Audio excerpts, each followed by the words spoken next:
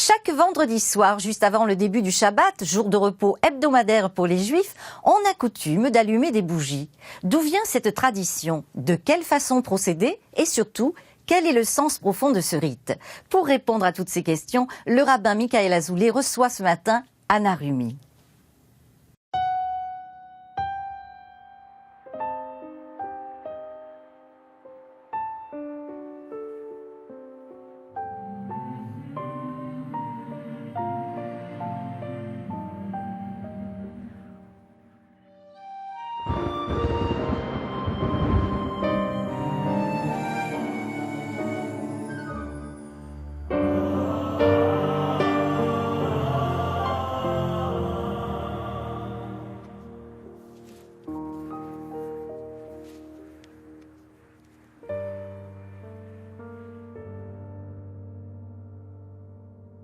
Bonjour à tous, j'accueille aujourd'hui Anna Rumi. Anna Rumi est directrice des études juives à l'école Rachi, qui est une école qui fait partie du groupe scolaire de l'Alliance. Et j'ai le plaisir de vous recevoir aujourd'hui pour parler d'un rite très répandu dans le monde juif, qui est le rite de l'allumage des bougies ou des veilleuses du Shabbat, ce jour de repos hebdomadaire pour le peuple juif. Et donc nous allons parler de la signification, l'origine de ce rite assez connu. Bonjour, et effectivement je rebondis sur le fait que ce rite est très populaire. Je lisais récemment un sondage paru dans la presse israélienne qui faisait part de 77% d'Israéliens qui se disent attachés à cet usage et 57% de foyers qui disent allumer des bougies de Shabbat dans leur foyer de manière hebdomadaire. Je trouve ça particulièrement intéressant dans une société aussi sécularisée que la société israélienne, que finalement ce rituel perdure plus de 2000 ans après la perte du temple. Et par ailleurs, les bougeoirs tiennent une place de choix dans l'art juif. Tout à fait, et il me vient à l'esprit quand je parle des bougies de Shabbat, en particulier une toile de Marc Chagall qui a été peinte en 1909, qui est intitulée très sobrement Shabbat, et dans laquelle les bougies de Shabbat prennent une place centrale. Ce sont deux grands bougeoirs qui éclairent une pièce avec des coloris très chauds. Et tout autour sont installés des personnages qui ont l'air de vivre entre une torpeur et un repos. Quelle est l'origine de cet usage? C'est une loi qui n'est pas mentionnée dans la Torah. Les bougies de Shabbat font partie des 7 commandements de ce qu'on appelle mitzvot des Rabbanan, qui ont été institués par les sages, mais qui néanmoins ont un point d'appui dans la loi écrite. Le Midrash mentionne les bougies de notre matriarche Sarah, la première des matriarches, qui restait allumée toute la semaine et qui se serait éteinte au moment de sa disparition. Très concrètement, c'est la Mishnah qui parle pour la première fois donc des bougies de Shabbat, un traité. Donc la Mishnah, la loi orale. La loi orale, tout à fait, qui évoque en fait les précisions pour allumer ces flammes de Shabbat, sans pour autant mentionner d'obligations associées à ces bougies. Et on donne la raison première à cet allumage. Alors c'est dans la Gemara, dans le Talmud, dans Maséchet, dans le traité Shabbat, qu'on parle pour la première fois d'une obligation, d'une chova. Les mots sont de la bouche de notre maître Rava, qui discute avec son associé d'études, donc Abaye. Donc ce sont des très grands maîtres du Talmud qui vivaient en Babylonie. Tout à fait, absolument, 2 grands maîtres qui ont été à l'origine vraiment de la constitution du Talmud et qui pour la première fois évoquent une obligation associée aux bougies du Shabbat, effectivement, qui en donne 2 raisons, l'une un peu fondue dans l'autre, une raison de Shalom Bayit, qu'on traduit par sérénité du foyer, paix du foyer, et également une raison de Oneg Shabbat, qu'on traduit par plaisir, délice du Shabbat. Rava et Abaye précisent qu'en fait les bougies du Shabbat permettent d'éclairer la maison. N'oublions pas qu'on est à une époque où il n'y a pas d'électricité à la maison. Mais il n'en demeure pas moins qu'on a aujourd'hui ces ingrédients aussi. Ça donne de la joie dans la maison. D'ailleurs, le Talmud dit de manière très claire que si on ne voit rien, on se heurte aux meubles, donc on peut s'énerver, se mettre en colère pendant Shabbat. Donc c'est ça le Shalom Bayit, la paix de la maison dont vous parliez.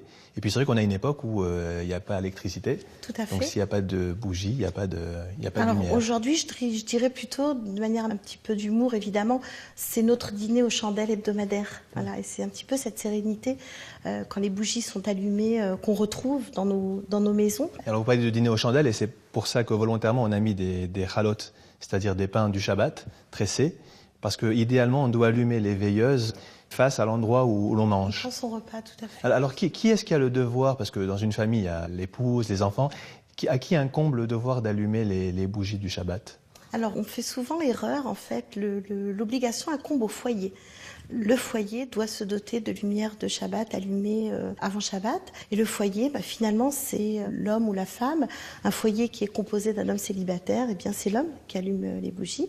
Alors, traditionnellement, on a effectivement dévolu ce rôle aux femmes parce qu'elles tenaient leur foyer, elles étaient présentes dans leur foyer.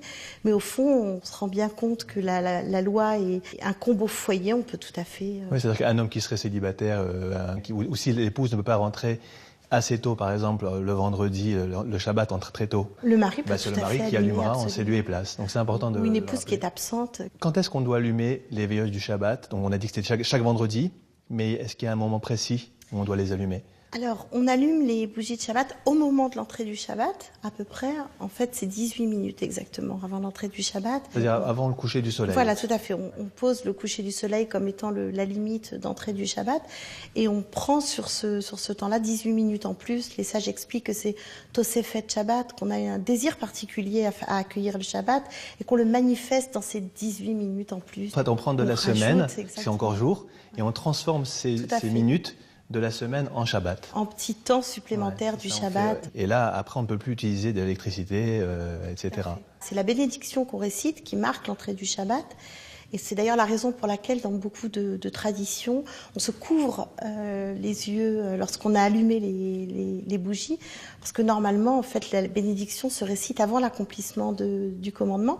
Ce qui fait la différence entre un geste anodin et un geste, une mitzvah, un geste religieux, c'est la bénédiction qu'on récite avant. Parce que manger une pomme peut être un geste anodin. À partir du moment où on a récité une bénédiction avant, ça prend tout son sens. Ça peut être des bougies, ça peut être aussi des veilleuses. Donc, en fait, c'est des mèches qui flottent dans de l'huile d'olive mélangée à de l'eau. La question qui se pose, c'est combien de bougies ou de veilleuses doit-on allumer? Une, deux, devant nous, il y en a deux. Mais le minimum, d'après la loi juive, c'est une seule. Alors, c'est une à l'origine. Et puis, la loi a un petit peu évolué sur cette question. Et on a souvent associé à l'entrée du Shabbat 2 veilleuses en Pourquoi lien deux? avec lorsque le commandement de Shabbat a été donné au peuple juif, il a été donné sous une forme double. En fait, Zachor et Shamor, que je pourrais traduire par à la fois un côté mémoriel, on se remémore C'est Zachor, chaque souviens-toi, semaine, du Shabbat. absolument. On se En fait, c'est les remémore deux versions du décalogue. Tout à fait. Dans le Pentateuque, il y a dans l'Exode et dans le Et dans Deutéronome. le Deutéronome, tout à fait. Deux versions, Il y a deux et donc termes. il y a deux termes, deux Et on verbes. les associe en fait dans le même commandement. Zachor serait plus l'aspect donc mémoriel. On se souvient chaque semaine, on rejoue en fait la création du monde. Et Shamor, c'est tout ce qu'on va mettre en œuvre, en place, pour préserver ce jour, pour en faire vraiment un espace protégé. Donc c'est tous les interdits du Shabbat. Et en fait, ces deux flammes, ces deux veilleuses, symboliseraient vraiment les deux forces qui accompagnent le Shabbat, à la fois la mémoire dans laquelle on rentre chaque semaine et en même temps tout ce qui accompagne cette préservation de ce jour-là, sans quoi ce serait un jour comme un autre. D'ailleurs, il y a toutes sortes d'habitudes qui allument même Tout à fait. 7 bougies pour les 7 jours de la semaine. On rencontre un petit peu de tout, Ouais. des personnes qui allument autant de membres de Ouais. la famille que compose le foyer. Moi, j'aime beaucoup cette idée d'allumer une bougie par membre de la famille. J'avais lu une fois un commentaire qui disait que c'est une manière de montrer que chaque membre de la famille, chaque Compte. enfant, apporte sa lumière à lui, donc sa personnalité, sa richesse. Et donc on allume en fait pour chaque individu. Absolument.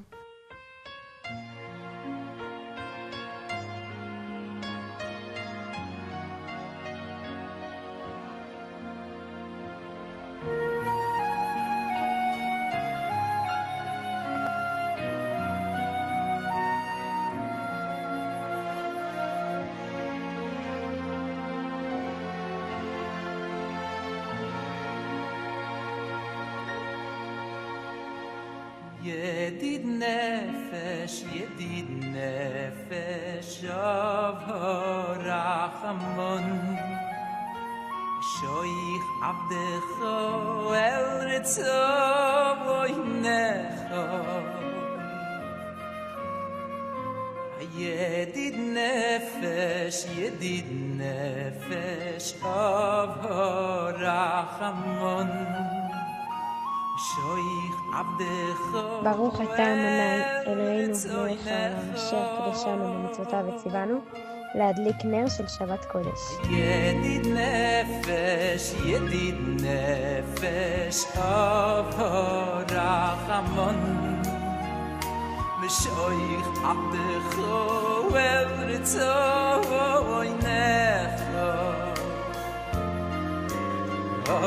ידיד נפש רחמון משויך עבדך אל רצונך אוי אוי אוי אוי ירוץ עבדך ירוץ עבדך כמו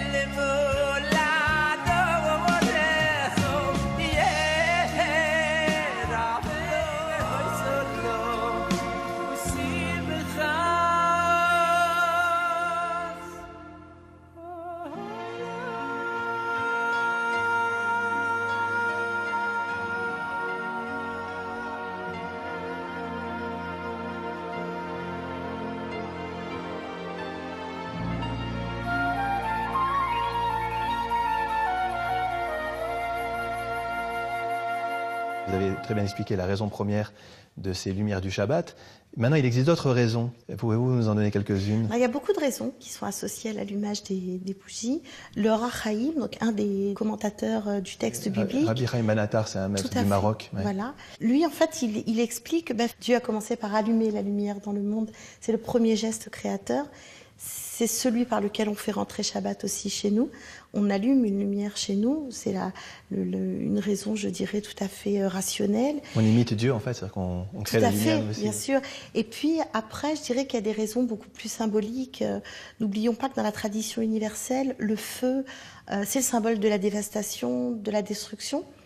Et paradoxalement, c'est ce feu-là qu'on emmène chez nous le Shabbat. Mais c'est pas tout à fait le même feu, en fait. C'est un feu domestiqué. C'est un feu qui est bienvenu chez nous. Les sages disent, en fait, que chaque fois qu'un homme fait des fautes, il éteint une lumière dans le monde. La Kabbale dit que les fautes sont des lumières divines, des étincelles divines qu'on éteint. Et le Shabbat est là pour les rallumer. Le Talmud dit d'ailleurs en parlant du premier homme, lorsqu'il a commis le péché de l'arbre de la connaissance du bien et du mal, il a goûté aux fruits interdits, il a obscurci le monde. Tout à fait. Et donc effectivement, on allume des lumières pour dire qu'on redonne de la lumière dans le monde. Mais je crois aussi qu'il y a dans les lumières du Shabbat quelque chose qui relève aussi de la lumière propre au Shabbat. Rana, quand vous allumez les lumières du Shabbat, vous sentez vraiment qu'on rentre dans un jour différent de celui moi j'aime l'idée de la semaine. On reçoit une âme supplémentaire le Shabbat qui nous rendrait réceptifs à d'autres aspects de l'existence, à d'autres aspects de nous-mêmes également. Et c'est vrai que cette lumière qui arrive à la maison le vendredi soir, c'est une lumière en fait qui véritablement ouvre à quelque chose de nouveau, une perspective nouvelle qu'on ne pourrait pas avoir en semaine. C'est aussi un moment de recueillement, c'est un moment où on rentre en soi-même justement pour essayer de reprendre ces ressources qui sont peut-être un petit peu mises en sommeil la semaine. Merci Rana Orimi pour vos lumières, sans jeu de mots. Bon dimanche et bonne semaine à vous toutes et à vous tous.